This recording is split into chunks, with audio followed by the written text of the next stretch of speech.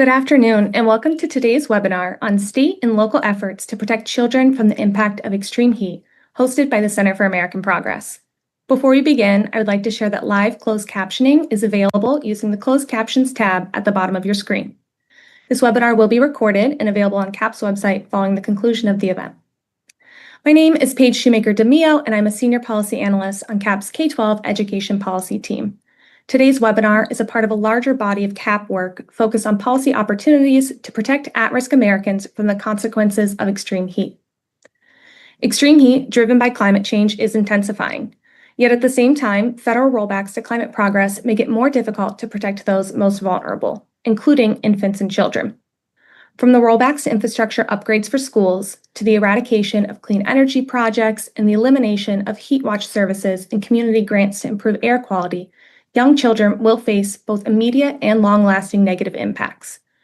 To ensure every child is learning and growing in a safe and healthy environment, it will take a whole-of-society response that recognizes the need for action and takes steps to reverse attacks on climate progress. Today, we are joined by an esteemed panel moderated by Dr. Haley Gibbs, CAP's Associate Director of Early Childhood Policy, to discuss not only the challenges we face, but also the actions state, local, and community leaders can take to protect children from extreme heat amid these federal rollbacks. Our panelists will be taking questions following their conversation, so please feel free to submit your questions using the Q&A tab on the bottom of your screen. Before the panel begins, though, I am honored to introduce our keynote speaker, Dr. John Balbus. Dr. Balbus is the principal of Climate Care Consulting, LLC, and former HHS Deputy Assistant Secretary for Climate Change and Health Equity. Trained as a physician in both internal and occupational and environmental medicine, he has devoted his professional career to understanding and addressing the health implications of climate change. He established and directed the HHS Office of Climate Change and Health Equity after serving 12 years as Senior Advisor for Public Health at the National Institute for Environmental Health Sciences. Thank you, Dr. Balbus, for your commitment to this work and for joining us today. Great. Thank you so much, Paige and Haley and the entire Center for American Progress for hosting this important conversation and for giving me the privilege of speaking to all of you. Good afternoon to you. Good morning to some of you. Let me just start by acknowledging what Paige was referring to, that we are living in extremely challenging times. I speak from Bethesda, Maryland, where we're experiencing a seemingly endless string of superhuman 90-plus degree days. And each day, as I'm personally trying to avoid spending much time outside in the heat and humidity, I still get the headlines describing how the current administration is chaotically dismantling most of the federal offices and resources to help address the problem. So I speak as a father and as a grandfather, deeply worried for my family's future, as a physician, deeply worried about the health and well-being of children and other at-risk people, and as a former federal official, deeply worried about the governance of the country with respect to resilience to heat and other extreme weather events. So a year ago, we had a federal government that officially recognized the following truths: that the steady increase in global temperatures we're feeling and living through is part of a larger phenomenon of climate change, caused by human emissions of greenhouse gases like carbon dioxide and methane, and largely associated with ever-increasing fossil fuel combustion. Second, that heat waves and the human consequences of extreme heat, from lethal heat stroke to impaired learning in children to reduced birth weight in newborns, are all part of a litany of adverse health consequences of climate change. And that, as a result, governments need to enhance preparedness and resilience, and also to take strong measures to reduce the use of fossil fuels and emissions of all greenhouse gases to limit the harms to health from climate change.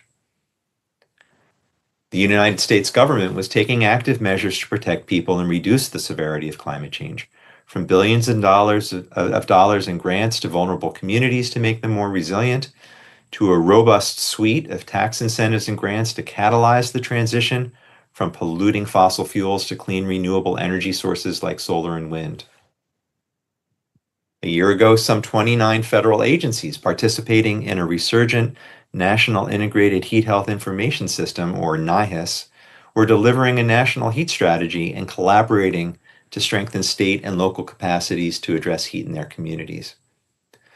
And the HHS Office of Climate Change and Health Equity, which was created by President Biden, was creating innovative data tools like the EMS Heat Tracker and the Heat Health Index, and promoting greenhouse gas reductions from the health sector, which accounts for more of America's emissions than the airline industry. A year later, things are very different in ways that are devastating and traumatic for those who care about planetary health and public welfare. Top officials in the current administration deny the harms caused by climate change and the fact that fossil fuel combustion is the predominant contributor, to the point that the head of the EPA has announced plans to overturn the scientific finding that greenhouse gases are pollution that harm human health and welfare as defined by the Clean Air Act. Even the words climate change and health equity have been struck from federal websites, and grants to researchers studying those topics have been canceled and funding withheld. Needless to say, this set of new priorities didn't bode well for the Office of Climate Change and Health Equity. My staff and I were placed on administrative leave the second day of the administration, and the office closed down. Now, I have to say, this is in the context of much more far-reaching destruction of institutions, cutting of essential funding for human health and welfare, and loss of jobs. To keep my comments brief, my focus is narrow, and I really want to make the point that despite how difficult this is, far from saying that all is lost, and rather there's tremendous opportunity in the chaotic, partially destroyed climate and health landscape created by the current administration. First, while diminished, NIHIS is still alive and must be supported and saved. Many of the tools created to help save lives under the previous administration remain available, maintained by dedicated staff from various federal agencies. And so the community of people who care about human health and human welfare, whether they're in Congress, whether they're in the private sector, whether they're in one party or another, because they are in both parties, must be vigilant and must ensure that those federal workers and the important work that they are continuing is protected. Second, and this will be probably what we talk most about today, is that the abandonment of federal funding and leadership on heat health protection means it's up to the states, it's up to the cities and counties to protect their residents, especially children and other at-risk populations. The lack of funding and capacity in many places around the country will almost certainly lead to a continuation of the Swiss cheese heat health protections at the state and local level that we've had for years, and we still need to work at that level to protect. But again, there is an opportunity and a need for the community that cares to innovate both in terms of funding and interventions, to continue to work to build protections for children, for our elderly, for people struggling to pay their energy bills, and all those most at risk from the growing threat of heat. And last, when the time comes to rebuild the federal institutions that protect planetary health and human welfare, there's an opportunity here to build them back better than they were. There's no denying that the piecemeal way that public and planetary health offices, programs, and fundings were built up over time, can't deny that it could be improved upon. And it'll take the community that cares coming together to integrate the knowledge and lessons learned from those working with the old system with the innovative thinking from NGOs, from academics, community-based organizations, and state and local governments. The federal government has the power and resources to protect our children and our communities from extreme heat. But while those in charge of the federal government choose not to do so, it's up to us. The community that cares must pick up the slack and invest in planning, capacity building, and protecting at the local level to ensure our children have safe schools, safe homes and places to play, and the safe future they deserve. Thank you for your attention, and like you, I'm really looking forward to the panel. Back to you. Thank you for your remarks, Dr. Balbus. We're so grateful to you for joining us and for sharing your expertise. You've truly set the tone for a rich and insightful discussion. I'm very excited to moderate the fantastic panel that we have coming up next. My name is Haley Gibbs, and as Paige mentioned, I am the Associate Director of Early Childhood Policy at the Center for American Progress. We're joined today by 4 incredible speakers who each bring a unique perspective to the topic of extreme heat, the risk that it poses to young children, and what actions state, local, and community leaders should take to help mitigate the crisis. Autumn Burton is the Senior Associate of Climate, Health, and Environment at the Federation for American Scientists, where she develops partnerships with policymakers to help prepare communities for natural hazards, rectify environmental injustice, and promote public health in the face of a changing climate. Jess Piper, a former educator and fierce advocate for rural communities and public education, is the author of The View from Rural Missouri, where she explores the unique impacts of state and federal policy on rural communities through a progressive lens. Dr. Joan Lombardi is the director of the Early Opportunities Initiative and focuses on raising awareness about nurturing care and the impact of climate emergencies on young children and their families. And last, but certainly not least, State Senator James Skoufis, currently serving his 4th term as a state lawmaker representing more than 300,000 constituents in New York's Hudson Valley, is also Deputy Majority Leader for State-Federal Relations. Thank you all so much for joining us. I am excited to get into it. So let's start out by setting the stage. Most folks know what it's like to step outside into a hot day. Certainly here in DC, we're feeling that, or to feel overheated while exercising. But what is extreme heat, and why is it so dangerous, particularly for young children? Autumn, let's start with you. Yeah, great question, Haley. So, yeah, for sure, the extreme heat that we're experiencing now is very different than what we experienced 10 years ago, 20 years ago, and beyond. And I would say that's for 4 key factors. So, for one, these extreme heat events of today are more frequent. They're happening more often. They're also more intense. So, average daytime highs and overnight lows are becoming warmer as a collective. On top of this, the duration of these events are no longer happening on singular days. They're happening for consecutive days in many states and regions, which further increases cumulative stress buildup on people and infrastructure, as well as ecosystems at large. And we can take Phoenix, for example, where last year they experienced a streak of over 113 consecutive days above 100 degrees. And as you can imagine, that was quite a lot for them to experience there. And then the 4th key factor here, I would say, is the scope of impact continues to grow. So communities that didn't experience extreme heat in decades and years past are now facing it, and they don't have the infrastructure and planning and protocols in place to deal with it.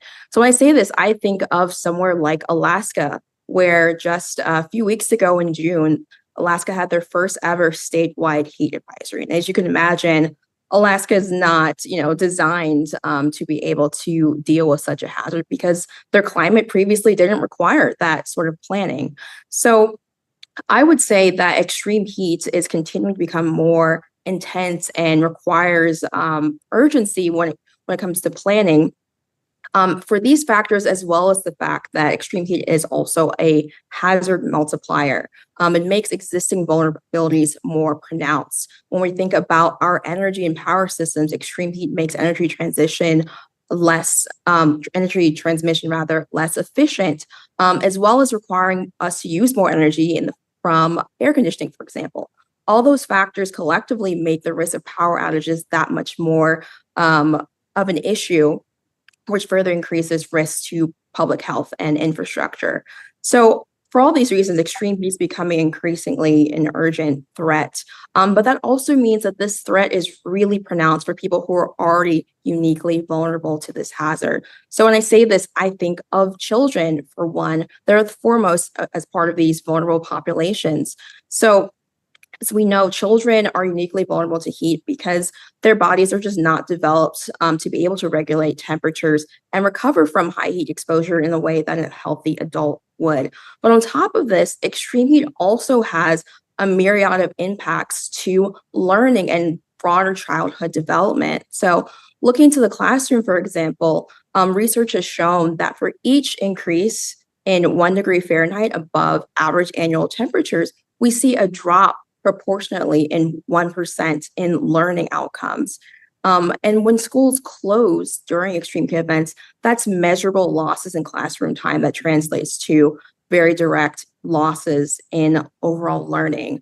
So, on top of all of this, these impacts are not only quite pronounced for children, but they're also really pronounced for children who are in lower income, lower wealth districts that don't have the capacity to pay for these infrastructure upgrades that would help to keep children stay safe due to longer term and historic underinvestment. So all of these factors really reinforce disparities across academic and economic outcomes. So it's really important for just a long list of reasons that we really point our attention to the effects of extreme heat, but particularly the effects that it has on children in schools. Yeah. Thank you, Autumn. This is a difficult subject, but I think that is such a beautiful way to start this conversation and a really comprehensive way to think about this. Joan, turning to you, what does the extreme heat crisis mean for young children and for childcare providers specifically, if we're sort of thinking about the broadening scope of impact and the various vulnerable populations that are impacted by it?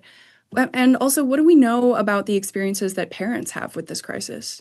Yeah, well, thanks for asking, Haley. And just as John and Autumn have said, we know that pregnant women and young children are among the most vulnerable during periods of extreme heat.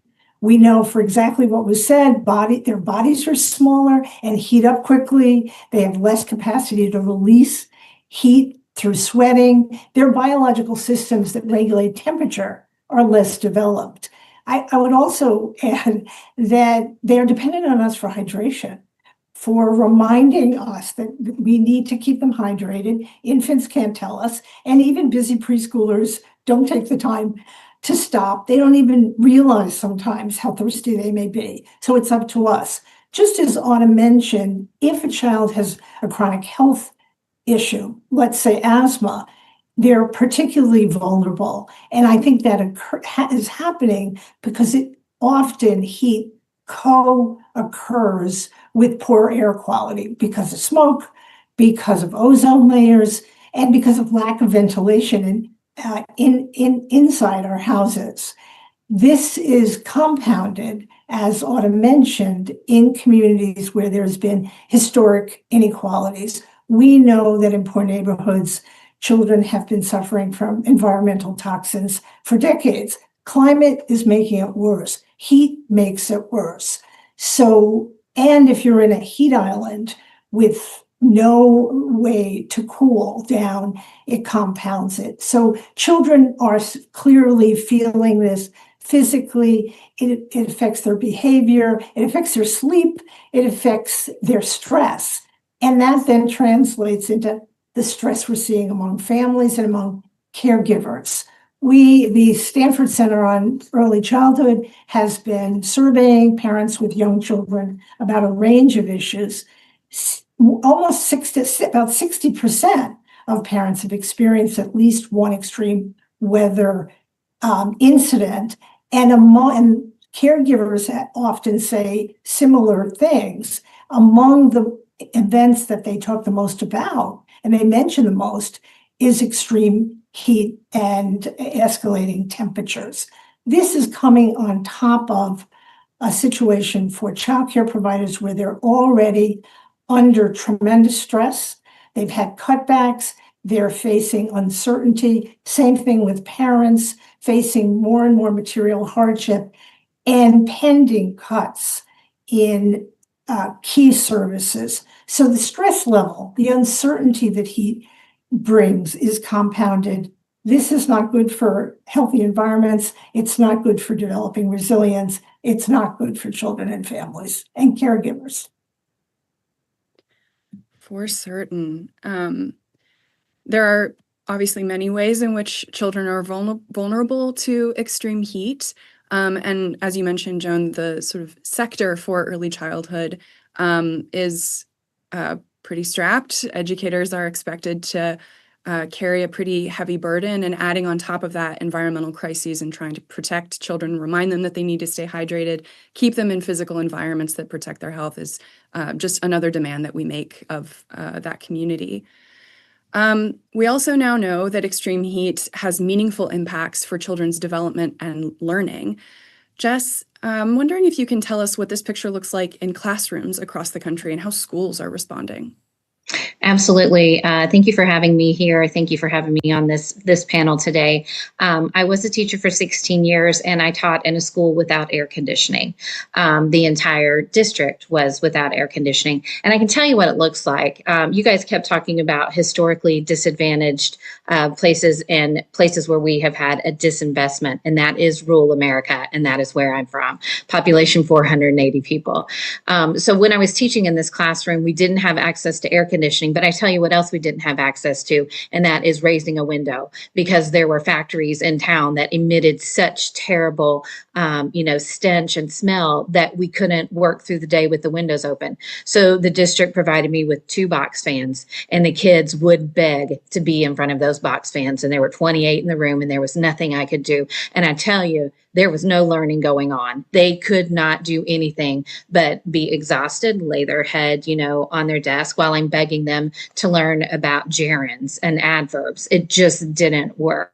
And so a lot of times, and I kind of got in trouble for this, but I would say, hey, grab a bean bag, sit on the floor because it's cooler. We didn't have carpet. We had a linoleum floor. And I would say, sit on the floor and let's read. And so we did a lot of reading in the months of August and September until it cooled down. And I specifically remember we did have days where we got out for half a day, but the temperature inside our rooms had to register over 90 degrees before we were able to take that half day off. So when people talk about, it's this abstract concept about kids not being able to learn. I'm telling you, they cannot learn. You cannot learn. Nobody can learn in that environment.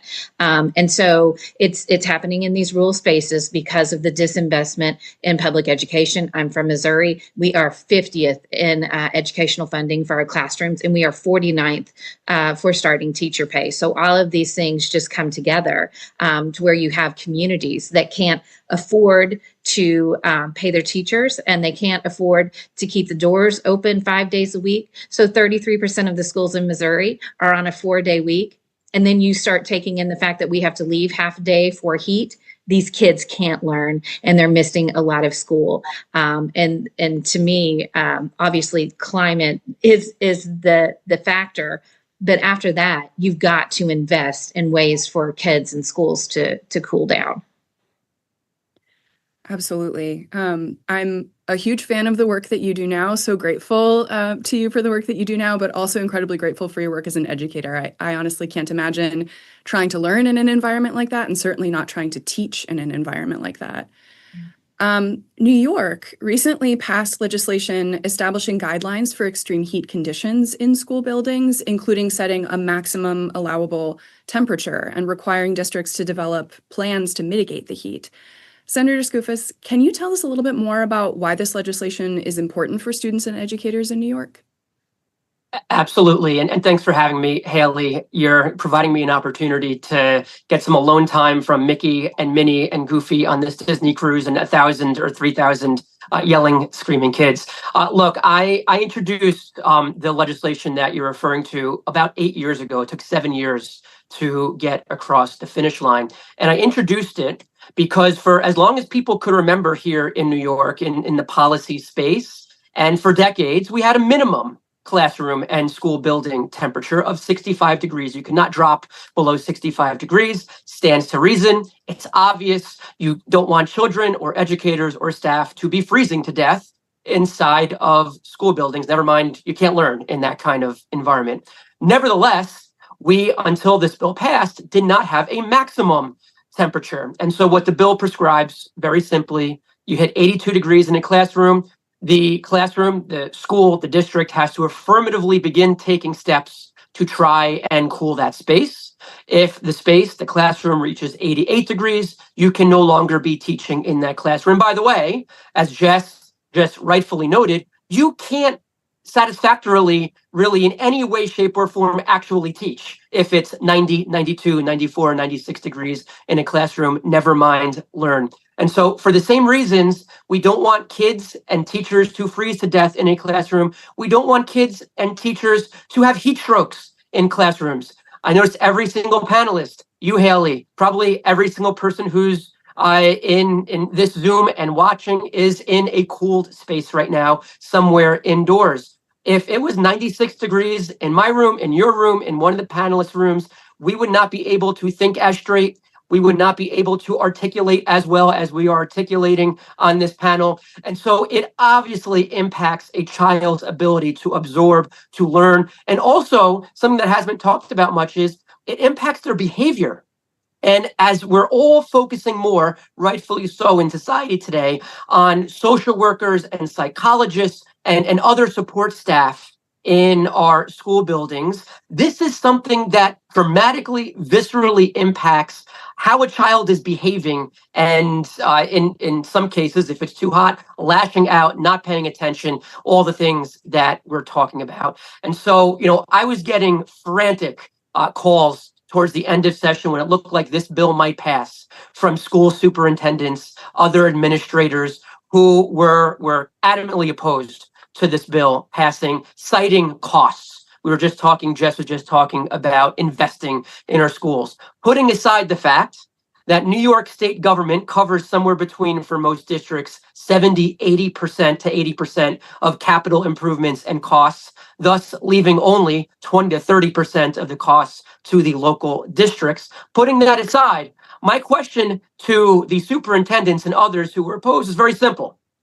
Do you support repealing the 65-degree floor that's been in place for as long as you've been a professional? Because surely turning on the heat costs some money in your school buildings and in your school district. And of course, there was a lot of humming on the other line when I asked that question. This is not a nicety. This is not a luxury. This is not something, as districts are putting together the budgets, that, if only we had a little bit more money under our couch cushions, we put in a wall unit in our classrooms, which, by the way, costs $50, $60, $70. I graduated in 2005 from a fairly large ex-urban school district here in New York. All but one of the school buildings when I graduated 20 years ago did not have air conditioning. 20 years later, all but one of those school buildings in my alma mater still does not have air conditioning. 20 years, no progress. The state needed to step in and require that something finally be done in New York.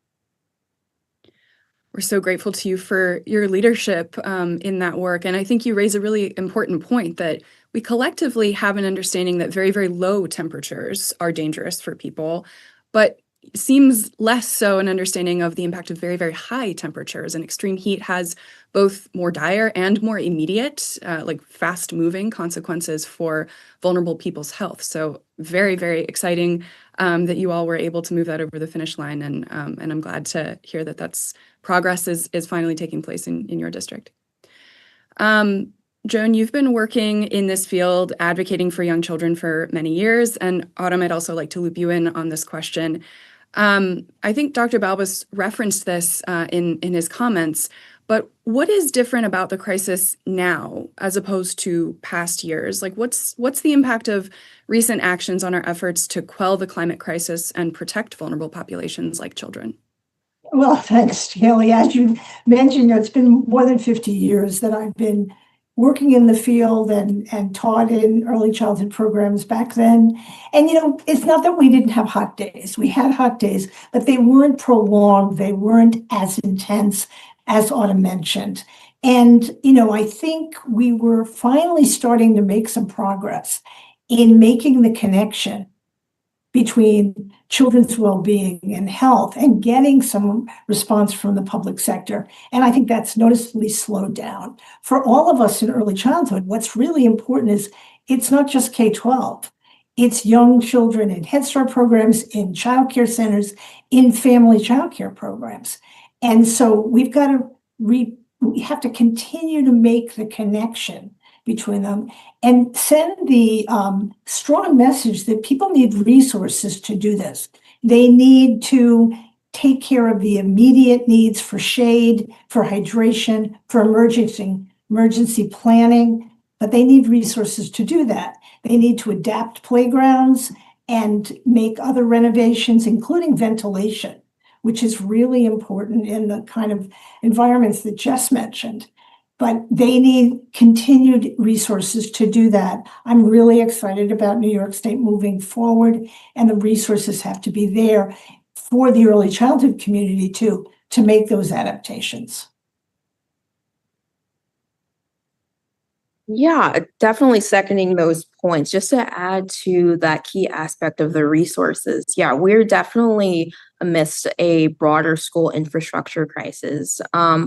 A large chunk of our buildings are aging, and they're really built for climates that we no longer have. A couple years ago, the Government Accountability Office did a study, and they found that 40% of schools need urgently to upgrade their HVAC systems. And of course, these upgrades will cost billions of dollars that schools, especially those in low wealth areas, simply just do not have. And I will say, like, last year, especially with the Inflation Reduction Act and the bipartisan infrastructure law, we really started to see some generational historic investments into school infrastructures that were very much needed.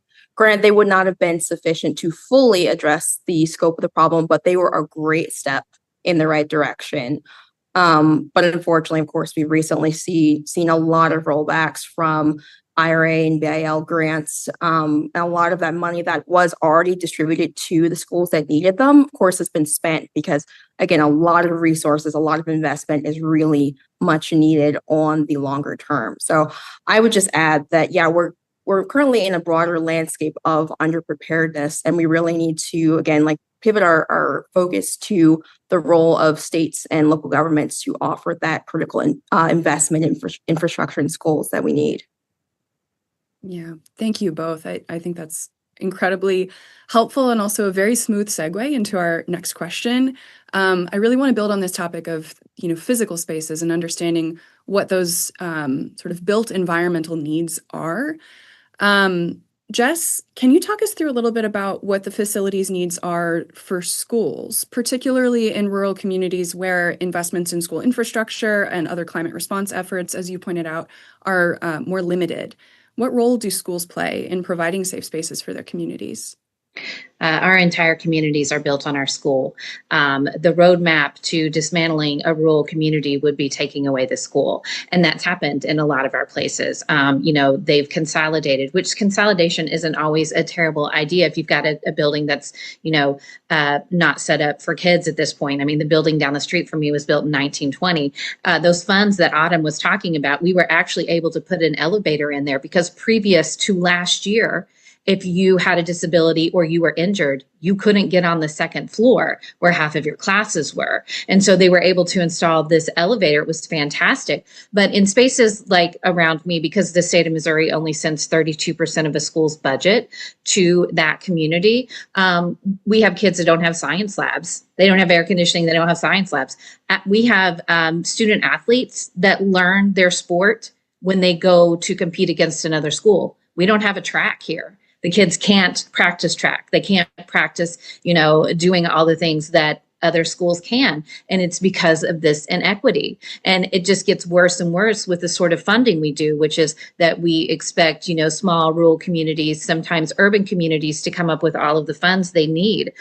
You can come to my town of 480 people. There's one gas station. I can go to 3 different places to buy cigarettes and not one to buy a gallon of milk. That's 25 miles down the road. So the disinvestment has absolutely crumbled around our communities. And now our schools basically lay and waste. And it's where, I send my kid to school. This is very personal to me. Her school co-ops with another school because there's not enough kids to play a sport. The other school doesn't have an air-conditioned gym. They have to bus the kids from the other town to her little town so that they can practice with air conditioning in a basketball gym. And these are the things that I don't think people realize, are happening in these small communities where we've had just disinvestment for decades. It's not just heat, it's learning, it's everything about your school experience that you remember crumbling around us. It's a really devastating picture. And it puts a lot of pressure on teachers and on parents and on school administrators, it seems, to help sort of patchwork together all of those different services and try to meet kids' needs. Yeah. Senator Skoufis, I know your district is a bit of a different landscape, but you mentioned that it took the better part of a decade to get this piece of legislation over the finish line. And I'm wondering if we're sort of reflecting on what state, local, and community leaders across the country can do to help enact meaningful change here. What kinds of things should they keep in mind to tackle this issue, and who should be included in those conversations?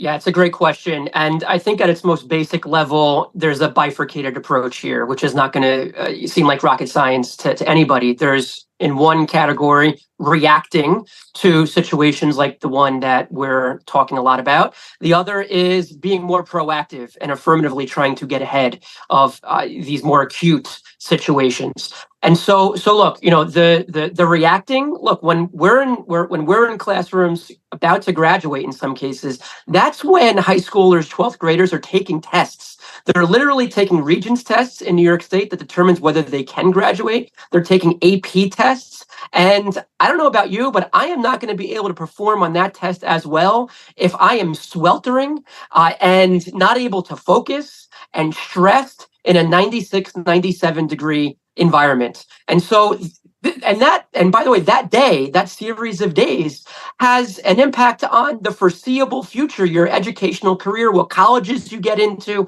how well you do, for the next 4, 5, 6 years leading into your first job.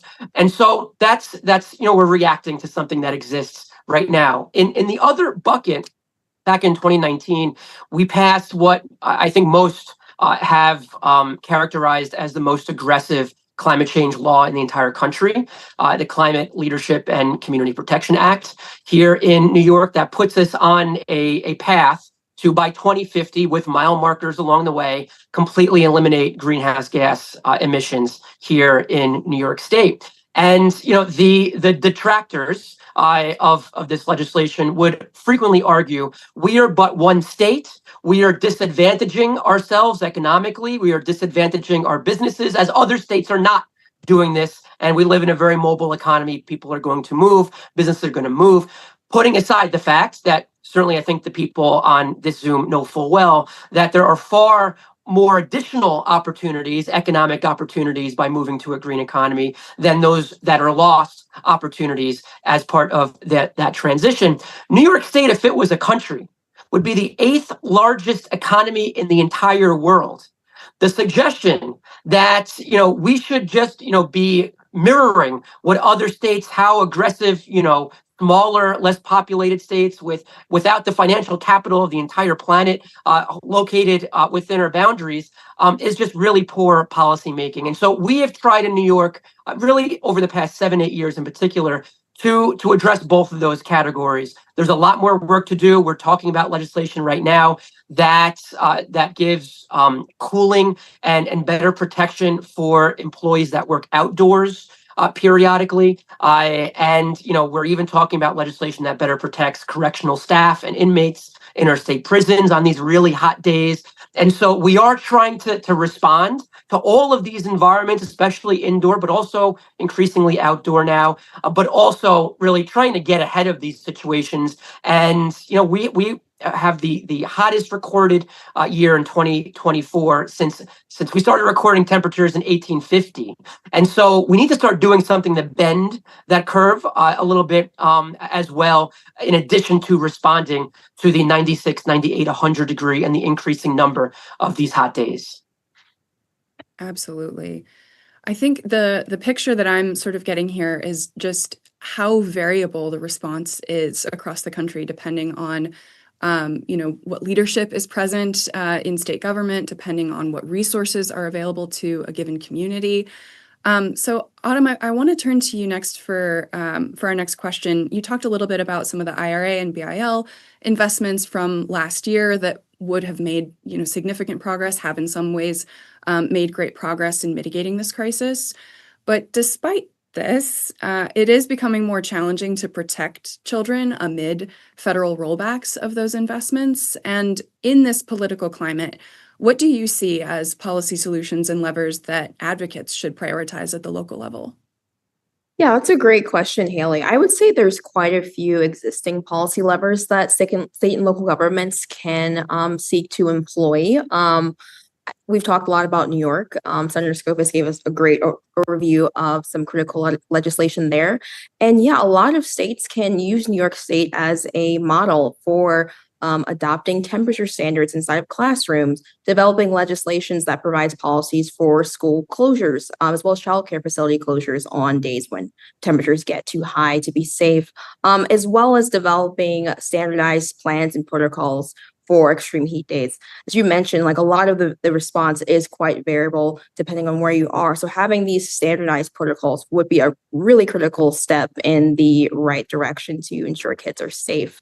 And I would say on top of those measures, we also really need to improve our data collection efforts around the broader impact of extreme heat on schools. Because in order to like fully address the scope of the problem, we need to know the extent of the problem, and data is critical to doing so. So in particular, it would be great if we had standardized efforts to collect data on temperatures inside of classrooms, as well as systematic tracking systems for school closures that occur as a result of extreme heat, much like in the same way we do with snow days, for example. And then on top of this, going back to this question of resources and funding to address this broader school infrastructure crisis that we're facing, state and local governments can also start to develop requirements for schools to have an allocated budget for infrastructure improvements, as well as providing additional funding sources for those in need school districts. So I would say overall, those are just some examples. But on top of this, outside of these existing policy levers that we can use, we also really need to encourage state and local governments to experiment, to be innovative right now. We're in an unprecedented time, in an unprecedented climate, and that requires unprecedented solutions. So looking beyond just standard policy levers and also looking to partnerships with NGOs, as well as creating more public-private partnerships to develop new technologies to keep people safe in these higher temperatures. So I would say all those policy levers and actions would be critical starts and steps in the right direction. Agree entirely. And I think you've offered a really great menu of options that state and local leaders can choose from. And what it sounds to me like it will take is really engaging the political will and dedicating the resources to bring that into reality. I know we are running a bit on time. We just have a couple of questions left, and then we'll shift into our audience Q&A. So I have seen a little bit of activity in the chat, but if folks in the audience do have questions, please do use that Q&A feature, and we'd love to rope you into the conversation. I did want to help sort of ground this conversation again in the context of young children and young children's development and learning. So I'm going to pose a similar question to you, Joan.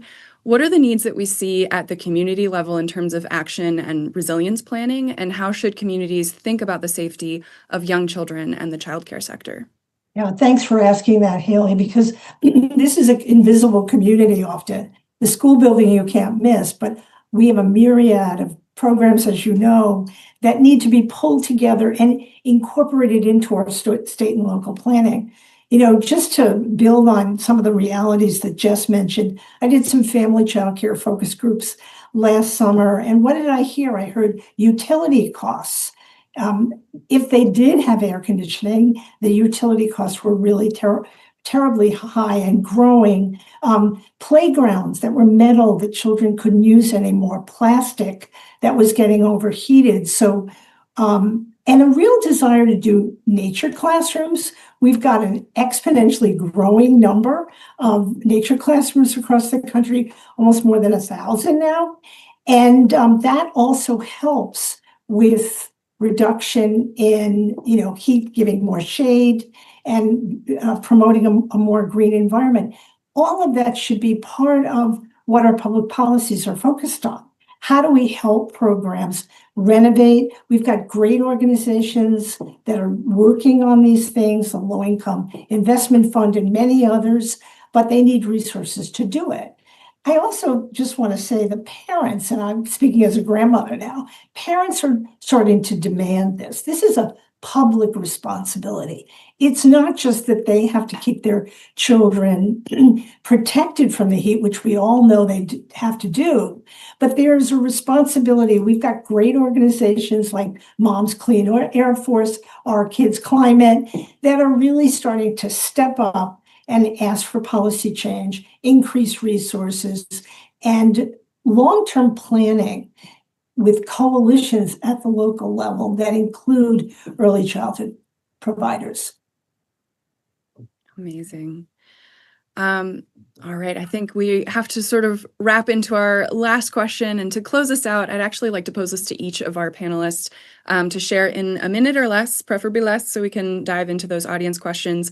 What is the main message that you hope this audience takes away today, whether they are parents, educators, advocates, policymakers? What do you want them to understand, and what actions do you think they should take, either as an individual or as a part of their community, if they want to help make a change? So let's go in reverse order for this one. Joan, Autumn, Senator Skoufis, and then Jess, I'll have you close this out before we dive into the next portion of our conversation. Well, thanks, Haley. I mean, I think healthy children are depending on a healthy environment. They can't learn. We're going to have a more productive, a smarter, a more ready society if we focus on environment. We've got to make that connection. And we've got to stand up for the things that John mentioned together with the climate community about reduction in fossil fuel for the long term.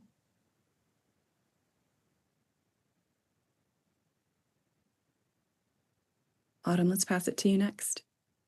Yeah, I would say overall extreme heat, I would say it's a little bit more invisible compared to other natural disasters, but the effects are so tangible and it affects everyone. But it's so important for us to really focus on those who are most vulnerable, including our children.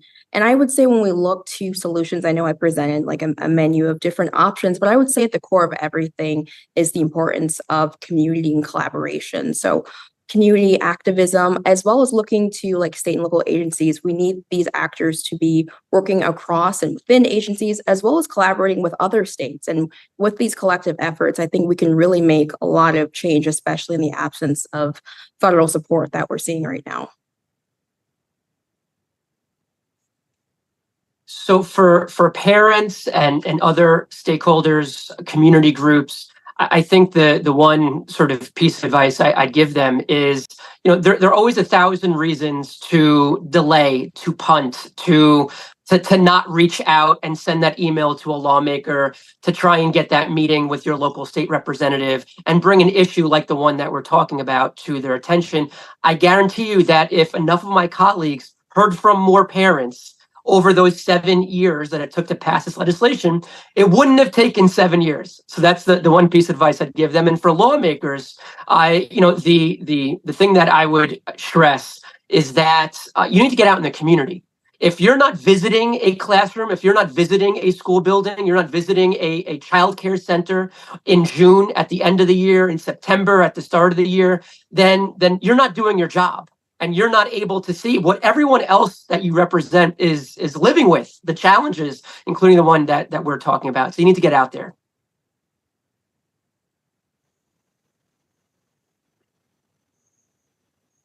Jess, you want to close this out? Oh, sure, absolutely. I love what the state senator just said, and I think it is so sweet that he speaks to his constituents, because I have written for 15 years and have never had a meeting or a letter or a call back. This is what people need to know. I'm an activist in my community, and I knock a lot of doors, and I talk to a lot of people, and there is one thing that everybody cares about, and that is nonpartisan, and that is the local schools and making sure that our kids are safe and our kids can learn. And so you will find people from all sides of the political spectrum come together to make sure that schools can be funded and they have the things they need. We're in a crisis of our lawmakers not listening to us, not caring about our communities, not coming back and visiting with us. I also live in the middle of cornfields, and I don't know if you guys know this, but corn emits a lot of water when it's hot. And so we are sweltering. Our temperatures may be 89 degrees, but it feels like 112 because of this humidity. And so we also need to recognize, different parts of weather and climate to make a change. But to me, it comes down to funding. My community cannot do any more for these kids without any funding. And all of that is interconnected with, the defunding of rural communities. I am so, so grateful to you all for sharing your insights and your expertise on this topic. I do want to reserve the last few minutes that we have together today for our audience Q&A. And for that, I'm going to pass things back to Paige to moderate. As a fresh reminder for folks joining us today, please do use that Q&A tab on the bottom of your screen if you have a question. And thanks again so much. We really appreciate it. Thank you so much, Haley. We will try to get through as many audience questions as we can with the time remaining. Thank you to the audience for submitting so many great questions. We're going to start kicking this first question off over to Jess. Some of the audience members are bringing up that chronic absenteeism is becoming a growing challenge for schools and wondering what connections are seen between chronic absenteeism and extreme heat temperatures experienced in the classroom. We've seen that escalate after COVID because a lot of kids kind of got used to working from home and working in an online environment. However, in states and places like where I am, we never went remote. We were seeing kids face to face in August of 2020. So when kids aren't coming to school, there's probably a myriad of reasons. Being hot, I wouldn't say is at the very top of it. It seems to be more like a COVID, holdover. But I mean, for big kids thinking they're going to be hot in school, they'll stay home where they have air conditioning. So I would say it definitely has something to do with it. If I could jump in here real quick, this is the next crisis, educational crisis, that lawmakers really need to deal with that very few are dealing with. I'm putting together some legislation now for our next session. I don't think folks, including myself until recently, realize the depths of this problem. In the Buffalo school district, over 50% of students are chronically absent, more than half. In a white working class urban school district in my district, Port Jervis, over 30% of middle school students are chronically absent. And, the simple matter of fact is we spend weeks and months every year in budget time talking about how much money, how many billions of dollars we should send to schools around New York. And that's an important debate. But we haven't said one word in the 13 years I've been in the state legislature, in the years since COVID, as Jess rightly pointed out, where this became more of a crisis, not one word talking about, well, all these dollars spent in classrooms, do we care that more than half of them are empty? More than half the seats are empty in some of these classrooms. So that's an incredibly important issue and point that was just raised. Yeah, and I'm going to add here, we know that has an impact on reading levels, and the whole country is concerned about, third grade reading, but this absenteeism issue is an issue for young kids, even if they're attending a childcare program or a Head Start program. When it's this hot, their behavior changes, their stress level changes, the adults in their lives change, and all of that affects learning. Absolutely. Thank you each for sharing some insight on that. This next question was specifically asked for Senator Skoufis, and I'm packaging two audience questions for you into one here, so bear with me. The audience member mentioned that, as you mentioned, it took several years to get that New York legislation passed. They're curious what changed that convinced your colleagues to get on board. What were the most effective messages to change lawmakers' minds? And then a follow-up question somewhat similar, what new funding or resources have state lawmakers dedicated to make these standards a reality in under-resourced schools? Great questions. And so on the first, I think it was a matter of getting enough stakeholder groups to better prioritize this issue. And so for example, NYSET, our New York State United Teachers, our teachers union here in New York, has always prioritized this. It's always been an important issue for them, but they made it their number one issue last year in legislative session, to the point where, and again, this is bringing sort of reality to lawmakers, where sometimes lawmakers don't, step into reality in their districts, they don't have the opportunity. They brought a heating room, a cube, I don't even know what you call it, to the state capitol, where you walked in, you zippered yourself up, and that little cube turned into a 101, 102 degree little space. And, you were given a test to take as a lawmaker. You sat down, and all my colleagues felt firsthand that, you just can't think straight. You're filling out the answers to this test in this little cube, and it's 102 degrees, you're sweating bullets. And they leave that cube thinking, oh yeah, maybe we should pass Senator Skoufis's legislation so that kids, have a shot, have a chance, a fighting chance to take these tests and perform at the highest levels. And so, those were the types of sort of activity and activism that we brought to the Capitol last year. And I myself spent a tremendous amount of political capital as well with our Senate leadership. And so, just a confluence of really efforts. The PTA, the state PTA in New York made this a top priority, and so forth. And on the funding question, there is no dedicated funding for air conditioning or cooling since we passed this legislation. The argument that I made last year, that others made, is that in the past 3 years, we have seen an enormous increase in state aid to every single one of these 700 plus school districts in New York State. And it's because we finally fully phased in our school aid formula. We refer to it as foundation aid. And it's resulted in 20, 30, 40% increases in state aid to every single school district in New York. And so I was arguing, look, we have the highest spend per capita, the highest spend per pupil in the country in New York. And we just dumped an enormous, much needed increase in state aid over the past several years. This is not a nicety. This is not a luxury. From all of this money, every district has, I would argue, an expectation to create learning environments that are cooled and that are not 95, 100 degrees once you hit the summer months. And it shouldn't take 8 years. I mean, it shouldn't take 8 years. Yeah. And we all need to hear about the cube, Senator, because I think a lot of us would like to give people that experience. Well, thank you both so much. That is unfortunately all the time that we have and brings us to the end of our audience Q&A. Thank you all for engaging in this conversation with our panel. I encourage the audience to explore CAP's resources on extreme heat and our report from last summer on protecting children from extreme heat. I feel like it might be able to answer a lot of the remaining questions that we unfortunately were not able to get to.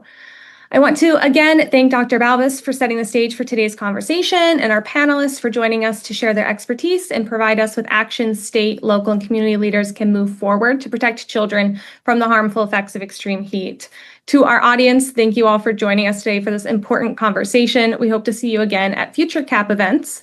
As a reminder, a recording of this event will be available at americanprogress.org/events, where you can register for all of CAP's upcoming events and watch recordings of previous events. Thank you for your participation. Stay cool and enjoy the rest of your Wednesday.